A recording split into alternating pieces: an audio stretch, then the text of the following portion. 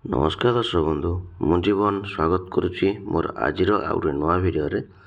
ତ ଦର୍ଶକ ବନ୍ଧୁ, ସୁଭଦ୍ରାରେ ଆପଣମାନେ ଯେଉଁମାନେ ପଇସା ପାଇଥିଲେ 5,000 ଟଙ୍କା ଲେଖା ଏବଂ ଯେଉଁମାନଙ୍କର 21 ବର୍ଷ ହେଇଥିଲା ତ ସେମାନେ ପାଇଥିଲେ 10,000 ଟଙ୍କା ଲେଖା, ଠିକ୍ ଅଛି।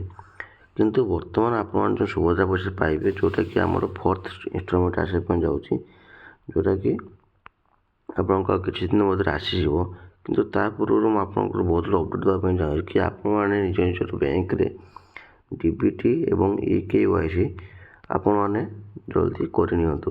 ଯଦି ବି ଆପଣମାନେ DBT ଆଉ EKYC କରିସାରିଛନ୍ତି, ଠିକ୍ ଅଛି, DBT ଆଉ EKYC ଆପଣମାନେ କରିସାରିଛନ୍ତି, ତାହେଲେ ସେଇଟା ଆପଣମାନେ କେମିତି ଚେକ୍ କରିବେ ଆଜି ସେ ଭିଡ଼ିଓ ମାଧ୍ୟମରେ ଆମେ ଜାଣିବା।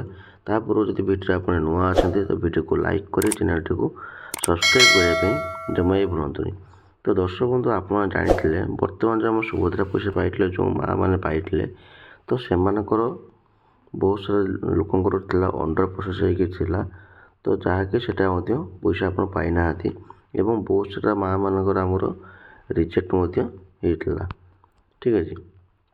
କିନ୍ତୁ ଯେଉଁମାନଙ୍କର ଅଣ୍ଡର ପ୍ରୋସେସ୍ ହେଇଥିଲା କିଛି ଲୋକ ମଧ୍ୟ ପାଇଛନ୍ତି, ସେମାନେ ପଇସା ପାଇସାରିଛନ୍ତି ଏବଂ ଯେଉଁମାନେ ରିଜେକ୍ଟ ହେଇଥିଲା ତ ସେମାନେ ଆଉ ଥରେ ଆପ୍ଲାଏ କରିବା ପାଇଁ କରିଦିଅନ୍ତୁ। କାହିଁକିନା ବର୍ତ୍ତମାନ ଯେଉଁ ଫୋର୍ଥ ଇନଷ୍ଟଲମେଣ୍ଟ ପଇସା ଆସିବା ପାଇଁ ଯାଉଛି ତ ସେଥିରେ ହୁଏତ ଆପଣମାନଙ୍କର ନାଁ ଆସିଯାଇପାରେ ଏବଂ ଆପଣମାନେ ସୁଭଦ୍ରାର ହିତାଧିକାରୀ ଭାବରେ ଯୋଗ୍ୟ ହୋଇପାରନ୍ତି।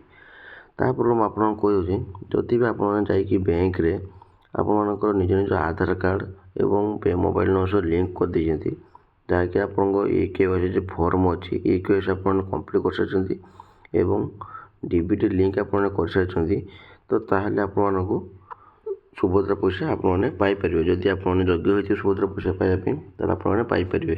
ତ ଚାଲନ୍ତୁ ଜାଣିବା କେମିତି ଆପଣ ସୁଭଦ୍ରା ପଇସା ନିଜ ନିଜ ବ୍ୟାଙ୍କ ଷ୍ଟାଟସ୍, ମାନେ ଆପଣ ଯେଉଁ EKYC କରିସାରିଛନ୍ତି ବ୍ୟାଙ୍କରେ, ସେଇଟା ଆପଣମାନେ କେମିତି ଦେଖିବେ, ଚାଲନ୍ତୁ ଜାଣିବା।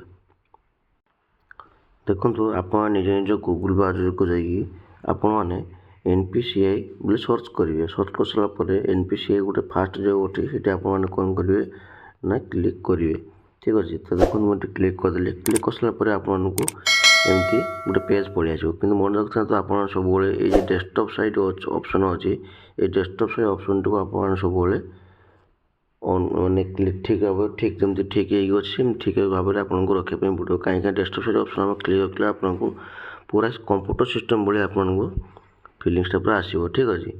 ଦେଖନ୍ତୁ ଏଇଠି ମୁଁ ଆପଣଙ୍କୁ କହିଦେଲି। ତାପରେ ଦେଖନ୍ତୁ ଲେଖା ହେଇଛି ଗୋଟେ ଜାଗାରେ କି କଷ୍ଟମର୍ ଲେଖା ହେଇଛି, ଠିକ୍ ଅଛି। এই କଷ୍ଟମର୍ ଉପରେ ଆପଣ କ୍ଲିକ୍ କରିବେ।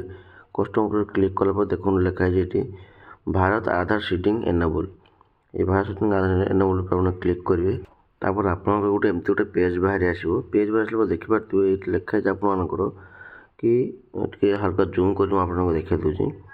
ଦେଖନ୍ତୁ ଲେଖା ହେଇଛି ଏଇଠି କି home Aadhaar seeding deseeding account details map status Aadhaar mapping history request status check, ଠିକ୍ ଅଛି।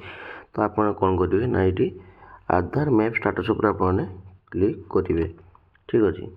ଦେଖନ୍ତୁ ମୁଁ ଏଠି କ୍ଲିକ୍ କରିଦେଲି। କ୍ଲିକ୍ କଲା ପରେ ଏଠି ଆପଣଙ୍କର ନିଜ ନିଜ ଆଧାର କାର୍ଡ଼ ନମ୍ବର ଯାହା ବି ଅଛି ଆପଣମାନେ ଏଠି ଆଧାର କାର୍ଡ଼ ନମ୍ବର ଦେଇଦେବେ।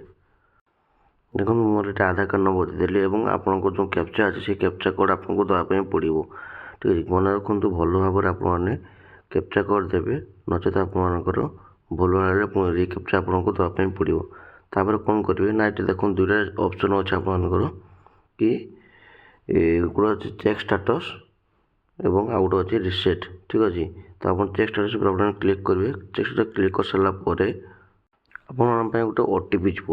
OTP କେଉଁଠିକି ଯିବ ନା ଯେଉଁଟାକି ଆପଣଙ୍କ ଆଧାର କାର୍ଡ଼ ସାଙ୍ଗରେ ଗୋଟେ ମୋବାଇଲ୍ ନମ୍ବର OTP ଥିବ, ତ ସେ OTP ଆପଣମାନେ ଦେବା ପାଇଁ ପଡ଼ିବ, ଠିକ୍ ଅଛି। ଦେଖନ୍ତୁ ମୁଁ ଏଠି OTP ମଧ୍ୟ ଦେଇଦେଉଛି।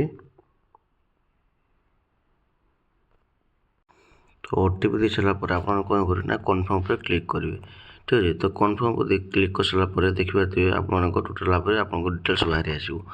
ଦେଖନ୍ତୁ ମୁଁ ଆପଣଙ୍କୁ ଦେଖାଇ ଦେଉଛି ଏଇଠି କି ମୋର ଯେଉଁ ଅଛି ଆମର ଆଧାର କାର୍ଡ଼ ନମ୍ବର ଅଛି ଏଇଠି ଶୋ କରୁଛି ମ୍ୟାପିଂ ଷ୍ଟାଟସ୍ ଏନେବୁଲ୍ DBT, ମାନେ DBT ହେଇକି ଅଛି।